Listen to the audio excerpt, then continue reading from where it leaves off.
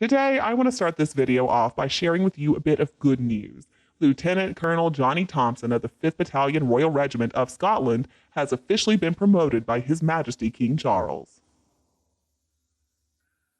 This week, we found out that the King made the right decision. He decided that Lieutenant Colonel Thompson is way too important to regal operations to let him go back to his military post when his rotation as equerry ends. That's good news for the whole royal family and all of us, too. November is almost here, though, and I don't have much good news for Meghan and Harry. In fact, I think they are facing what is going to be a pretty depressing week. Thanks to events that are completely beyond their control, Meghan and Harry are facing a pretty difficult week ahead. The first obstacle is going to happen in early November when William heads to Singapore for the third annual outing of his very successful $96 million Earthshot prize and the first Earthshot week. You don't really need to be a psychic to predict it's going to be a very good week for William and Catherine. He's going to get a lot of attention in the media, and Kensington Palace is going to take care of things on social media promoting him. If there's one thing that irks the Duke and Duchess of Sussex, it is certainly when William and Catherine get positive press, so they need to get ready.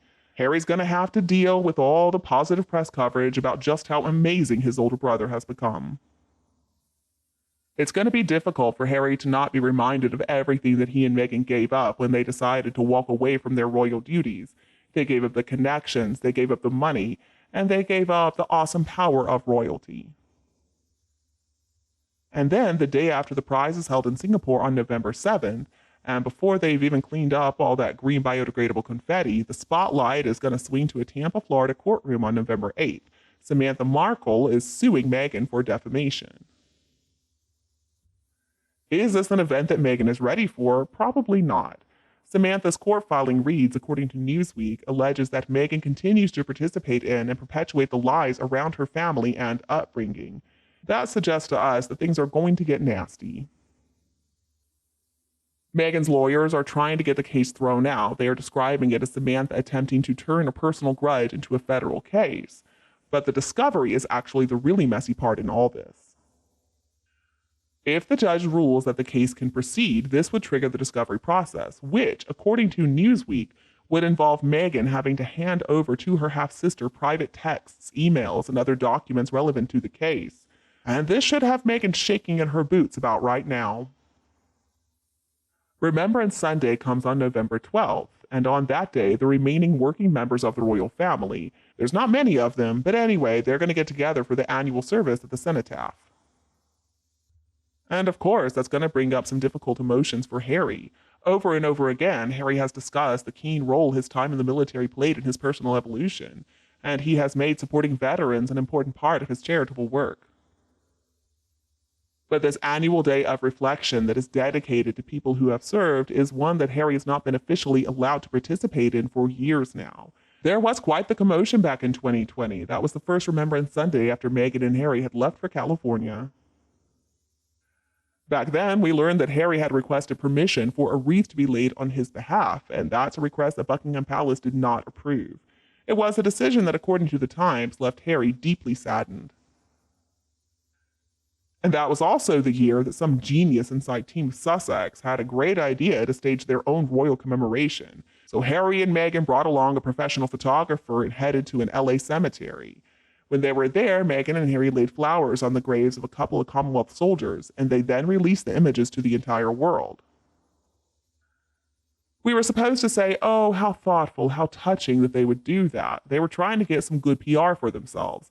But instead, Meghan and Harry made themselves look incredibly self-serving. That decision made it look like all they really care about is good PR. It looked like they were cosplaying royalty.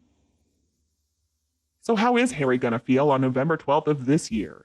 How is he going to feel watching his family get together to mark this very important day, with him, the only Windsor to have served on the front line, now cut out of the proceedings? So just in case emotions are not intense enough in Montecito by this time, we've also got to consider the fact that the ruling in Harry's High Court phone hacking case against the MGN could be handed down any day now. You know the case I'm talking about, the case that made Harry the first member of the royal family to enter the witness box in 130 years back in June.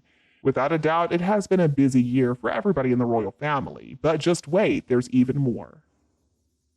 On November 14th, Charles is going to celebrate his 75th birthday. We don't know what the plans are going to be yet, but anyway, the Sunday Times reported that at some point His Majesty is planning to host a low-key private party for close family and friends. Well, the glaring question here is, are they going to invite Meghan and Harry? And if they were invited, would they even attend? Honestly, I don't think the two of them are going to be showing up at King Charles's doorstep bearing some wine and flowers. I wouldn't think they'd want to run into Camilla or Catherine at this point.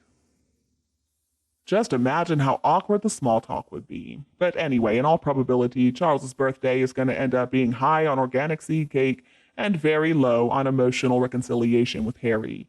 A couple of days later, on the 16th of November, we're going to see the release of the first half of the final season of The Crown, which is certainly going to be emotional because it's going to recreate Diana, Princess of Wales's final turbulent months and also her passing in Paris. And making matters even more complicated is the fact that while all of this is going on, Meghan and Harry's star power continues to wane. Professionally, it seems like Harry and Meghan are going nowhere. I mean, after Megxit, we thought they were going to do some great things in California. At least that's what they told us. But so far, nothing. It's been more than 2 years now since they have been able to confirm that they're working on a new project. And there is another anniversary that deserves a mention. Halloween is going to mark 7 years since the last night of relative normalcy that Meghan had before she was outed as Harry's girlfriend. On that day, along with Princess Eugenie and her now husband Jack Brooksbank, the four of them headed out to a post-apocalyptic theme party. So Meghan claims the four of us snuck out in Halloween costumes to just have one fun night on the town before it was out in the world that we were a couple. It was a post-apocalypse theme, so we all had this very bizarre costuming on, and we were able to just have one final fun night out. And you, what do you think about them? Please tell me your opinion below in the comments. If you think my video is useful, don't be afraid to like and share it with anyone else who would enjoy it. And please subscribe to Kate Middleton and the Queen channel to get more updates from our team in the future. Thank you so much for watching, have a lovely week, and I'll be back to see you in the next videos.